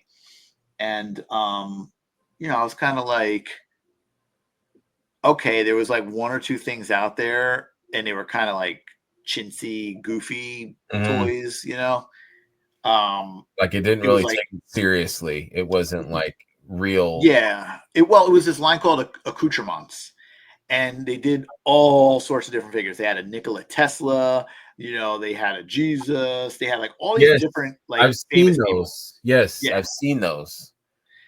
And those were like, I was like, all right, it's fine, but it's not that good. Mhm. And so I was just like, yeah, let me start fiddling. And then I started kind of planning it out and thinking about it and everything, and did a lot of work. And then eventually just got too busy with real work to pursue Mhm. it anymore. And then when I was unemployed, I found my old notebook and I was like, oh, I don't have to think about all this again. It's already written down, Mhm. which was great. And then I started developing it some more. And, then fast forward to today, it's in production and it'll be shipping, hopefully by the end of January. Is it a natural progression? I don't know. I mean, I like sculpting. I like production. I like toys in general. I think there's a lot of people that want to make their own toy line, whether because they think they're going to get rich or because it's something they want to do. Mhm. Um, Not everybody has the means or the money or the ability or whatever. Right. So it just happened that I'm a sculptor. I'm going to China. I have all the right contacts in the factories. I don't have to go to anybody. I can do it all myself. I don't have to pay somebody to do it for me. Mhm. Um, and so it just all worked out. And luckily, it was well received and it did well on Kickstarter and on Big Bad. Mhm. And I mean, I still had to have people help me with sculpting, with printing, with painting. That Everybody, was and gonna which be is one of my questions was yeah. I mean, I had one of the Bill at work. He did a lot of help during COVID, basically, Mhm. sculpting a lot of stuff because I just did not have the time to sculpt, Mhm. and he was doing everything digital, and I have not learned digital yet, so it was like it's easy to do digital for us to just go over things and change things or whatever. Sherry did almost all the painting, and she killed it. I was learning how to use our printers at work because that was another thing I was doing in the office, and then I was just like, Jim, can I print some stuff? He's like, just buy a resin cartridge and go right ahead. I was like, all right. And I buy it. It's like $125 for a that's resin so cartridge. cool that Yeah. they were, cool with that, like George and Double G and you with your company. I think that's it kind of is, a testament to them too about how cool they Mm-hmm. were that, supportive of you. And I mean, I don't know the ins and outs, but I mean, I think it's cool that you had the ability to work on this and do your job too at the same time. And, I think that's Yeah. I mean, as long as it didn't interfere with my full time job, right. it was fine. What are you working It's on right fun. now, Chris? What are you working? But I mean, that, I would stay late at work. I mean, Mhm. it's COVID. Yeah. It's like nobody's here. It's just me Yeah. in this office all by myself with Bill, being in there once in a while. It was weird, Yeah. So you know? is it like the right time now? Like, everything has kind of come together. Like you have the experience, you have the contacts, you have the knowledge, and the ability, and the right Mhm. people. Like, is it like now is the right time? You know what I mean? Do you Yeah. feel like I mean, that?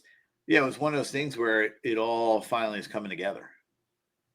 Like 10 years of, while I enjoyed working at NECA, there was a lot of downsides to it as well. Like I said, lack I've of heard lack of that. Yeah. mobility and stuff. Yeah. But you know, while I was underpaid, I was being paid in knowledge. You know what I Yes. mean? I was building up my knowledge base and building up my contacts and everything. And Diego that, said the same thing. yeah, yeah. Yeah, he said the exact same thing. And so it all led to something more. So I mean, Mhm. it's like I enjoyed my time there and everything I got from it. But I'm like ecstatic where I am now. Like this is my dream. It's got to be I'll work. I'll, gratifying. yeah, I'll be working here until I die, which is hopefully at a ripe age of 152 or Right. something. You know. But I just wanted to say too that like the figures, like everything is just beautiful. Like I mean I have quite a few of the demons. Hmm. I do have an angel or two that I haven't opened because they're exclusives, they're special. But the Yeah. construction, The articulation, the detail are phenomenal. If somebody is watching that doesn't have one, there is some on his website here. Check those out. We have some existing ones. We have one for breast cancer awareness. But they're beautiful figures. They're well done. So did you learn like from like working with the studio? Did you learn, did you like, I'm going to emulate this kind of construction and engineering? Not saying they're the same, because they're definitely not, but did you learn something from that, or did you kind of go your own way when it comes to articulation and everything? I wish I knew where my notebook was, because I'm just trying to think if it was nearby or not. I haven't, because I had no need for. I haven't had any need for it for so long. But in my notebook from 2008, 2009, I had sketched out what I wanted the figure to look like, the body, all the articulation and everything. So this was way before, you know what I mean? Yeah. And I love that.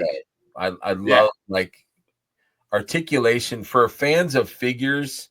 Articulation is so important. You know what I mean? Like, and I think that that's great that you as a creator had the respect for the property, but also for the fans of the toy, to make the figure posable and articulate, and it could stand, and it could hold, the pitchforks and the wings, open up, and like, I don't know. I think they're phenomenal figures. And, thank you. Yeah, I mean, I definitely wanted them to be posable, and because I'm using that blank buck, to help save on tooling. I wanted it to be customizable. People can get the body and do stuff with it, whether it's soft goods or whatever, and have all that articulation and just be able to do whatever they want with it and look realistic, not, crazy muscles, not super heroic, nothing like crazy.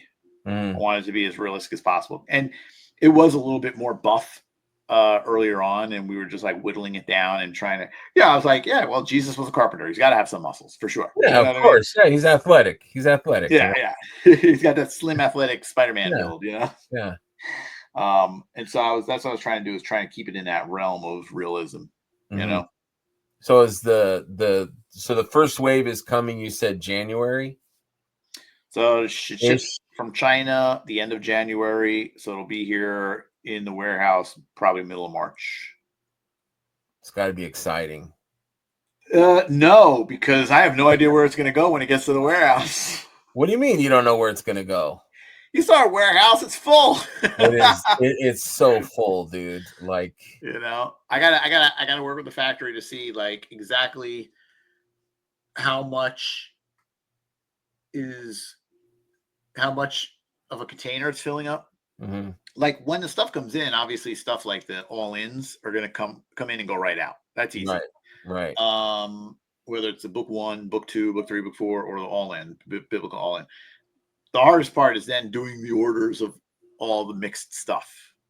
That's going to take a while. Yeah. Retailers are all cases, so case will go right out too for that.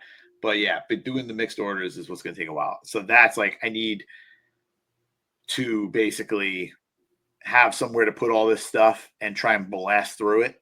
And then whatever's left over, I have to figure out where I'm putting that. You know what I mean? It's like, it sucks, but I have to figure it out.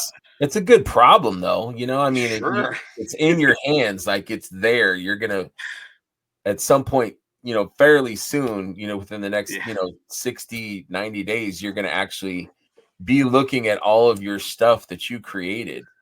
Oh, yeah. Yeah, my kids were playing with them over the weekend, all my samples. So, Golden Angel. Love it. My younger one was playing with them and doing the craziest things. So, got your Golden Angel, you got your St. Michael. Yeah, everyone loved this thing. The patina kind of stone, those ones really caught my eye. Like that one, I'm like, I got to pull the trigger on those. I love those. Get your little Roman soldier. That's so cool. Love it. I can't wait for those. So me too. you little Christ child, little baby Jesus. Yeah, and he's got a little articulation. It should nice. his arms and his head move. Nice. Because they have to be separated out for tooling anyway. I'm like, well, then make them articulated. Yeah, Like why they're gonna be not? separated out anyway. Yeah. Hey, Schmurgenberger Burger. How you doing, Schmurgenberger? This is gonna be the thumbnail right here. Absolutely. If I you want a love it. thumbnail, there you go. There's a thumbnail. Right?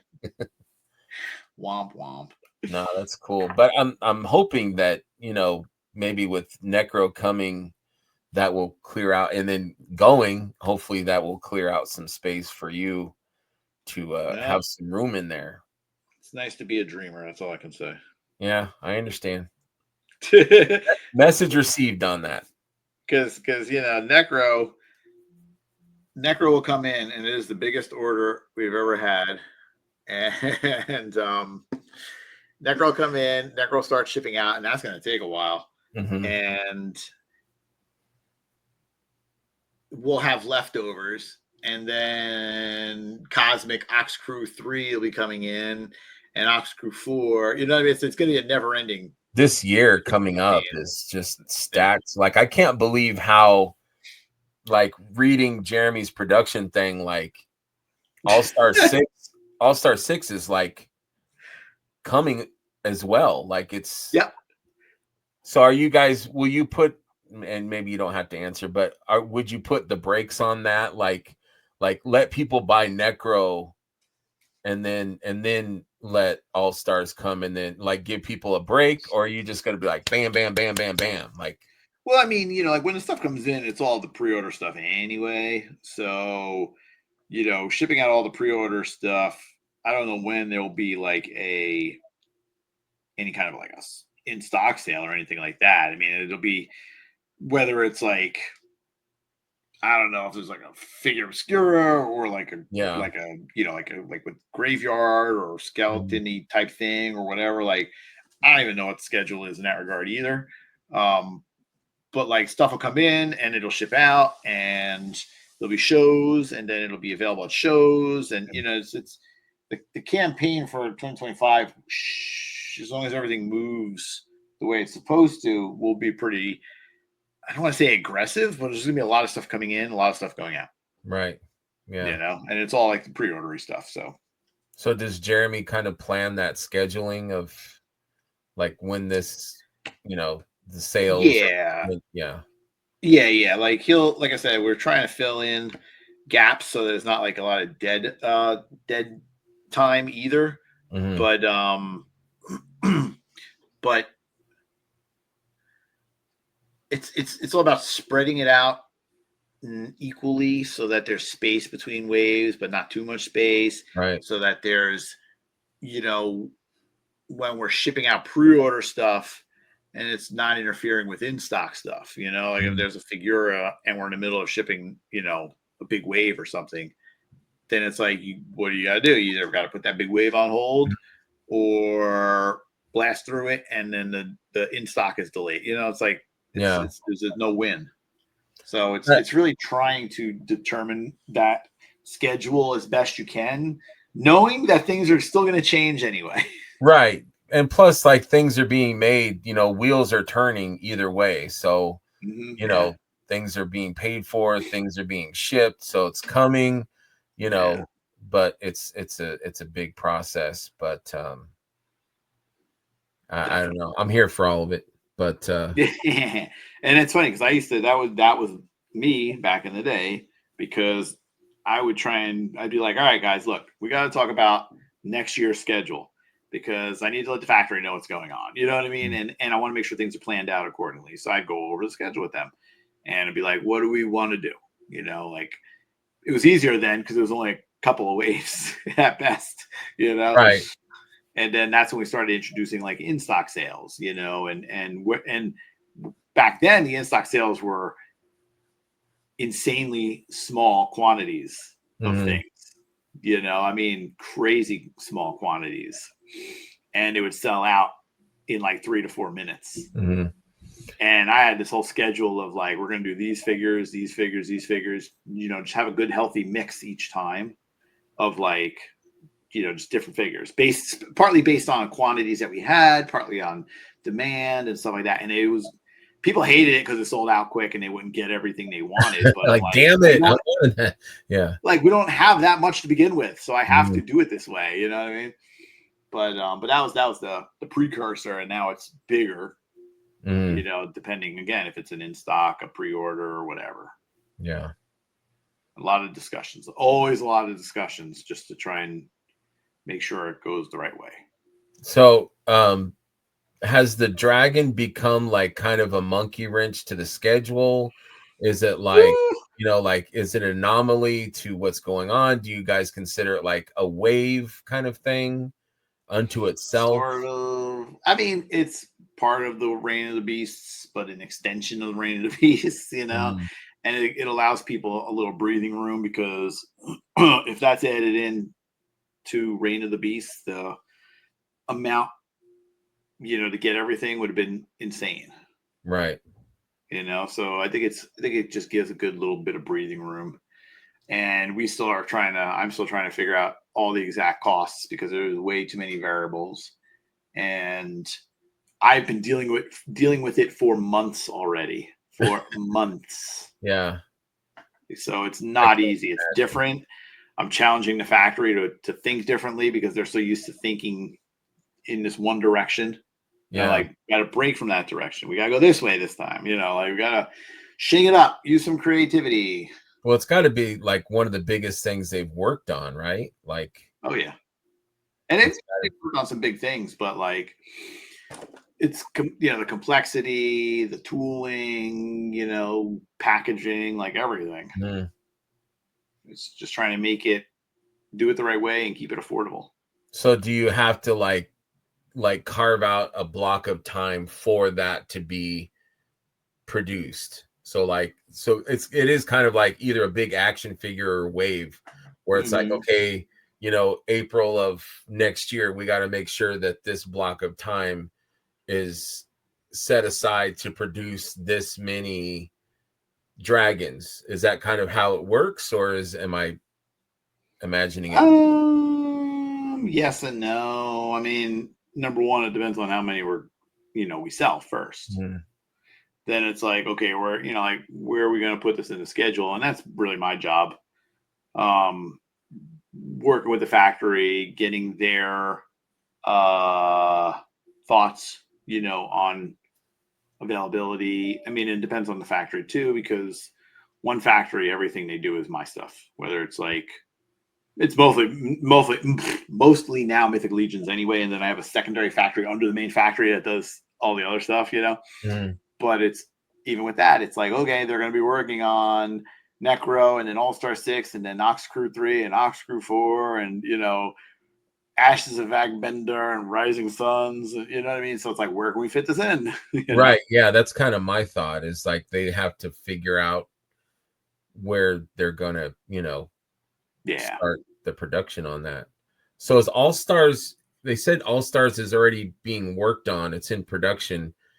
So is it like, was it planned to be that soon after Necronominus, or was Necronominus delayed and then? Well, I mean, it's always been an extension of Necronominus to begin with anyway. So it just depended on certain things, like, like with Ox Crew at the same time, which tooling is going to be ready. Because a lot of the tooling from All-Star 6 is from Necro anyway, It was all kind of tooled up at the same time. And so, and then Ox Crew 3 and 4 is, utilizing a lot of the same tooling. So it just depends on where everything is and what makes the most sense. But since All-Star 6 is using Necro, it does make sense to just go from one right into the other, because they're already using those tools. And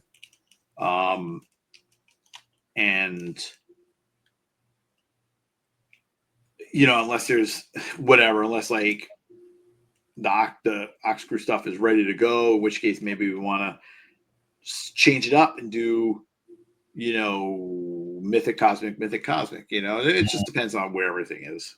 Yeah. So you kind of base your decisions on, has it been has there been issues? This is moving along faster than this, so maybe let's release a cosmic instead of this, wave. That's okay. I see. So you guys have like a big powwow and decide, officially, like, okay, we're gonna,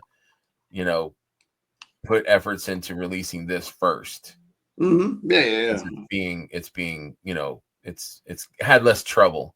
So what would you say, like, what are some production issues that delay the figures? Is it like just the translation? It's usually tooling. Tooling takes a long time. We've had a lot of the big waves, like Arathir, Lithia, Foxus, Necronomus. The tooling has taken like 6 months longer than it should have. Can you elaborate? Like, what is it that on the tooling? Is it making the tooling for it? Is it what is the process? Making the fine cuts. So it's basically taking the parts and figuring out how they need to separate the parts for tooling, and then doing the fine cuts and getting that to us. That has been the worst part of production of tooling. And you're let's say one of those 4 waves, Arathir, Lithia, Poxus, Necronominus, any one of them have a bunch of new tooling. There's a bunch of new figures. Everything has to be, backwards compatible, cross compatible, and all the details and everything. And so it's always the same, where they start off strong and they're moving strong and fast, and then it's like then there's just like a slowdown. But again, it's a lot of parts with a lot of people working on a lot of parts, and taking parts that I'm just trying to think of some, like, as an example, like so what was some of the issues? Say like Poxus. What was some of the issues? I mean, well, you have Poxus, the character. He has those spikes on his head. Right. All of those spikes, all those big ones, there's like 6 of them. All of those have to be separated out and have a keying so that it fits into the head. And then those parts will be glued in, but they have to fit properly. So it's kind of a complex tooling. Yeah. So it's like, okay, them figuring out what do we need to separate? How are we going to separate it? How are we going to key it? And all this stuff. And then you have like new arms, new legs, different things like that, new hands. You got to make sure all the joints, are going to fit the other stuff. Weapons, and make sure there's no undercuts where, if you have a piece, but the tool goes under like that, then that piece is going to get locked in and it's not going to be able to come out. So it's just all these different things. It is a never ending source of frustration. and so say they do like a production sample, they have to ship it to you, right? Like, is it by plane or? No, it's well, I don't know. It's probably by plane. When they're doing, let's just say when they're doing a pre-production sample, which is essentially, for all intents and purposes, an item that is, injected, painted, and packaging. Like, this is what production is going to look like. Let's say there's 6 standard figures in a wave, and then like 3 deluxe figures. Deluxe figures are at another factory.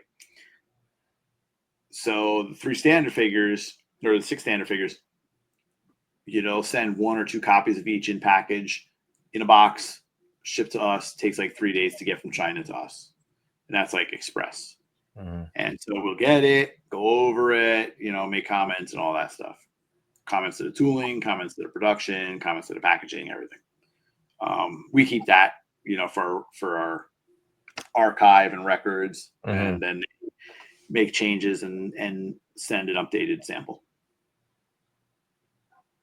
Does Eric ever have to compromise on his creations because of issues in the factory, or does he kind of stick to his guns, like, no, this is how I want Poxus's head to look, you guys can figure it out, kind of thing? Or is there like a compromise? The mix of the two, because he does realize,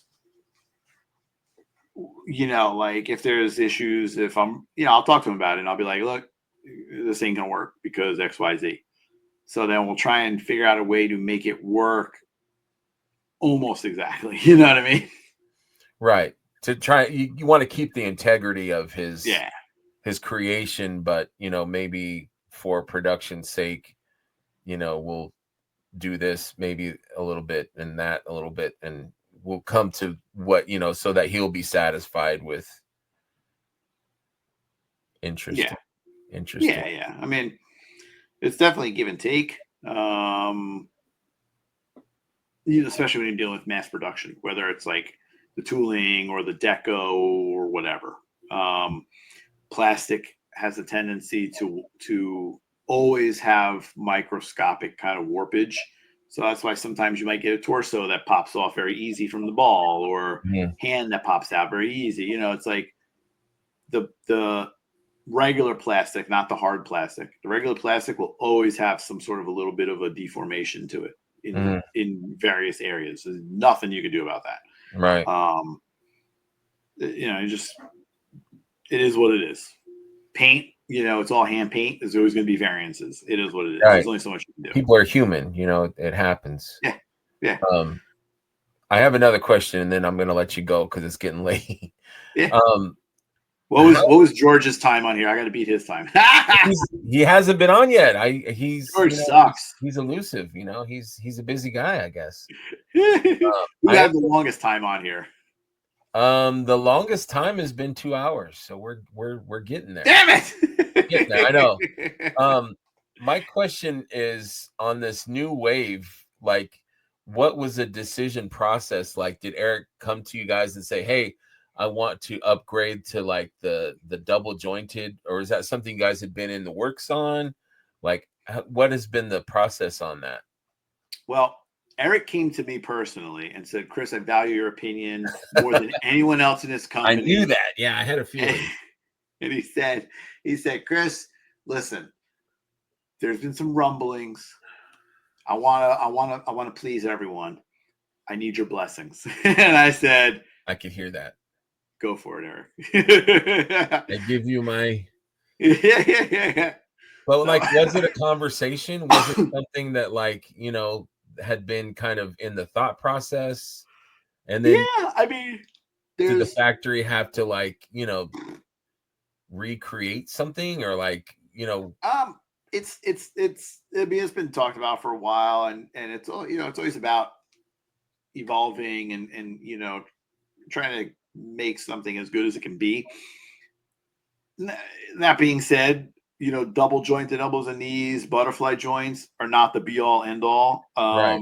There are times when it works, and there's times when it is garbage. Mm-hmm. There are times where it's like, why did you bother putting in a double knee when you cannot even reach a 90-degree angle because of the thickness of the legs? You know what I mean? It's like, what a waste. What a waste. And then you either have to have the pegs going through the leg, or it's all tooled up together where, like, for example, I can show you on mine, because I did it on mine, but it's like that was personal decision just so that I can have all the range of motion.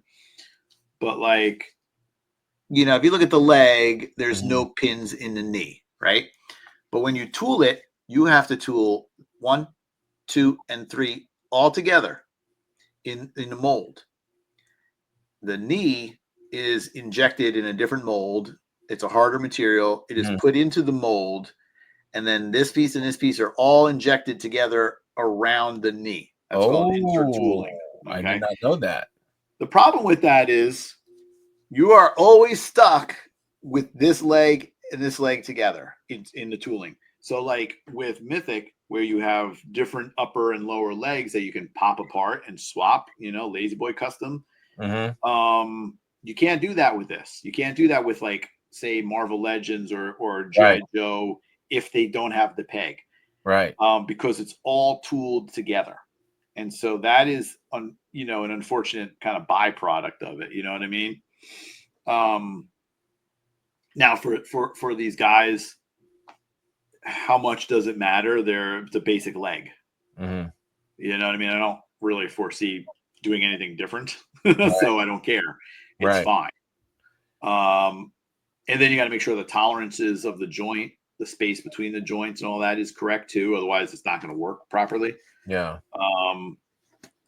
So yeah, I mean, does it make sense to do this? Can we do this? When you're doing a butterfly joint, usually the torso is ABS. ABS is the hard plastic, like a remote control for a television, right? It's hollow inside because it can only be like so thick. Otherwise, the core is too hot and then it'll pucker.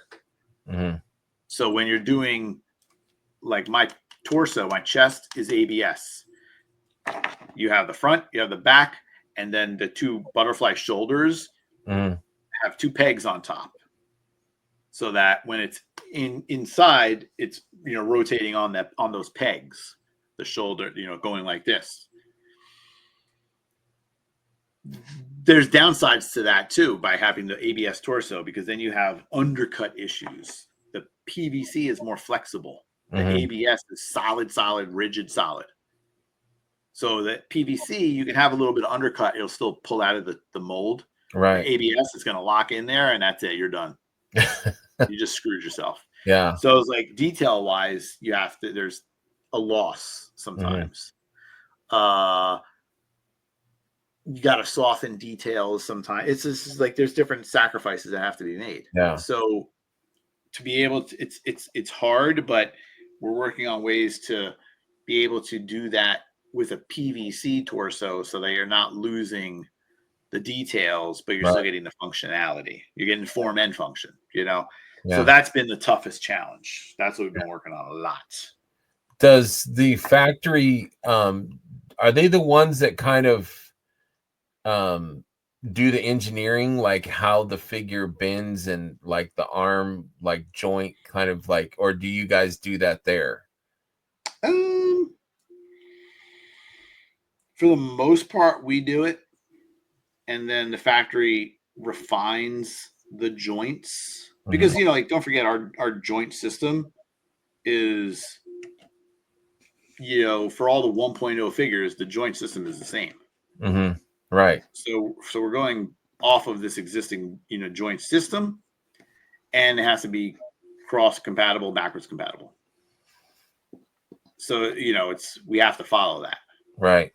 So was the Kickstarter figures, like when they first started to design the figures, did they have like the engineering in mind of like how like to build and do the popping and swapping and stuff?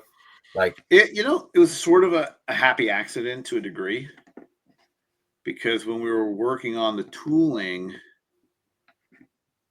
it was, originally when it was supposed to be Glyos, that would have been pop and swap, like 100%.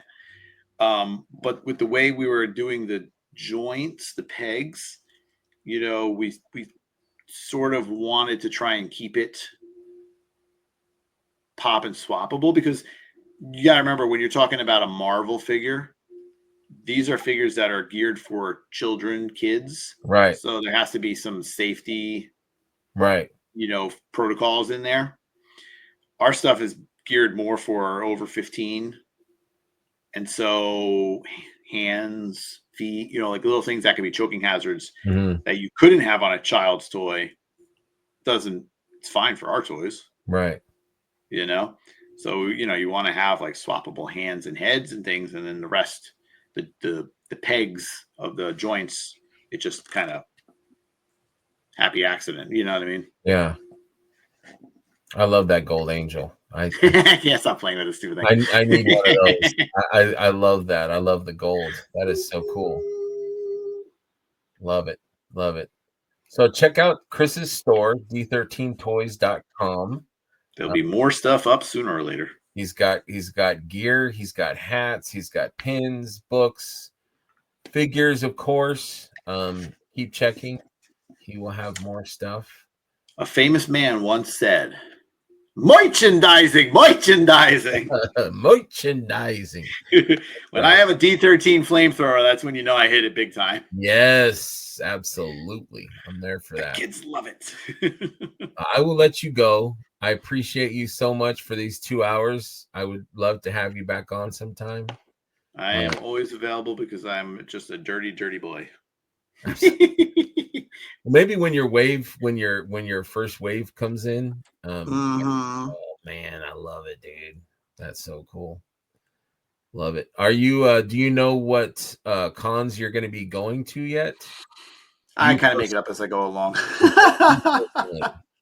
I will for sure.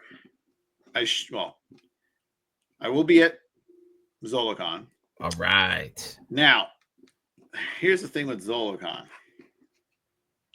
I'm gonna be tired because you're always tired.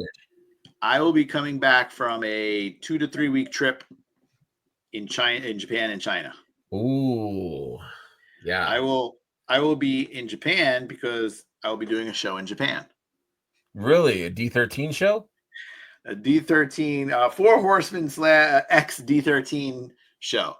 There's a big show called Wonder Festival, and it is on February 9th, Sunday, February 9th. That's coming up in Tokyo. Yes, and it is a one-day show that has attendance of say 50,000 people. Wow. It's mostly garage kit stuff. Mm-hmm. So it'll be interesting to just see how it goes because I'm trying to work on expanding our reach in Japan, and then it gives me more reasons to go to Japan. Yeah. And so I'll go there. I'll do that. Be there for like a week or so. Then I have like a little mini vacay while I'm there, and then Chinese New Year is wrapping up and the factories are opening up, and then I'm going to I'll go to China right after that, look at some production and development, and then come back. And then later that week, go to Zolicon. So I'm going to be probably you're going to be tired for sure. Now, if there's some way that I can bring back some product, like fully packaged and ready to go product, it's not going to be a lot. It might be like one big box, you know, of random mixed things. Then it'll be at Zolicon, and I will be selling it. Oh man, will that Gold Angel be there? Maybe that was a biblical all-in exclusive. Oh man, damn it! I may or may not have one for you in the future. We shall see. My Schmurger burger. I love it. I love it. I'm in love with that, man. But yes, so I'll be doing that. Okay. The only other thing that I really have in mind is Shop the Curiosity, because Nicole is the most sweetest angel in the toy world. I've heard that. Yes, I've heard that. She's amazing. We all love her. You mentioned that too, I think, on your show. Yeah, she's amazing. She's very nice, very sweet. She loves toys. You know, she's fun. Yeah, and she's very cool. So I'll do that. I already promised her I would do that. Can't break a promise. Absolutely. And then for sure I'll be at DCon next year, and I'll have some DCon exclusives. That's for sure. Nice.